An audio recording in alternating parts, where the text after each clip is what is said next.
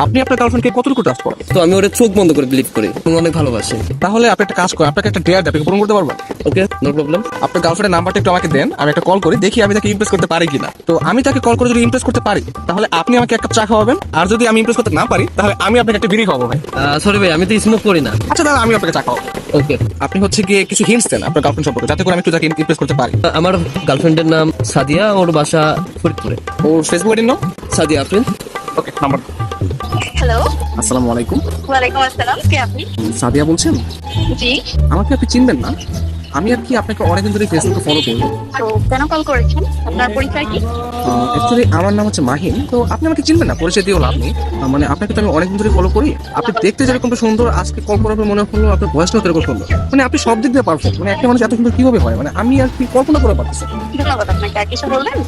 আমি আবার অপরিচিত কারোর সাথে কথা বলি। দেখেন, পৃথিবীর প্রত্যেকটা জিনিসই কিন্তু হঠাৎ করে হয়। কিন্তু আজকে অপরিচিত বললেন, কালকে পরিচিত হতেও পারে। এখন পরিচিত হতে তার ক্ষতি নেই, তাই না? অবশ্যই না।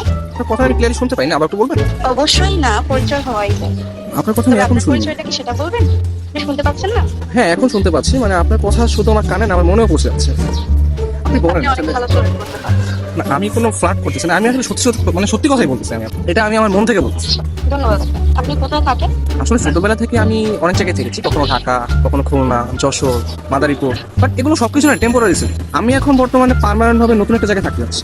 জি, সেই জায়গাটা কোথায়? আপনার মনে একটু জায়গা হবে? না, আপাতত নেই। অপরিচিত কাউকে জায়গা দিতে চাচ্ছি। অপরিচিত বলতে আমরা চাইলে কিন্তু পরিচিত হতে পারি। আপনি চাইলে আমরা কথা বলতে পারি, দরকার ভিডিও কল অথবা মিটও করতে পারি। কিন্তু আমি তো আপনাকে দেখিনি, আপনি আমাকে দেখেছেন। আচ্ছা, আপনি আমাকে দেখতে চাচ্ছেন? তো তাহলে আমরা ভিডিও কলে আসি। না এখন না, রাতের দিকে তাহলে আমরা ভিডিও কলে আসি।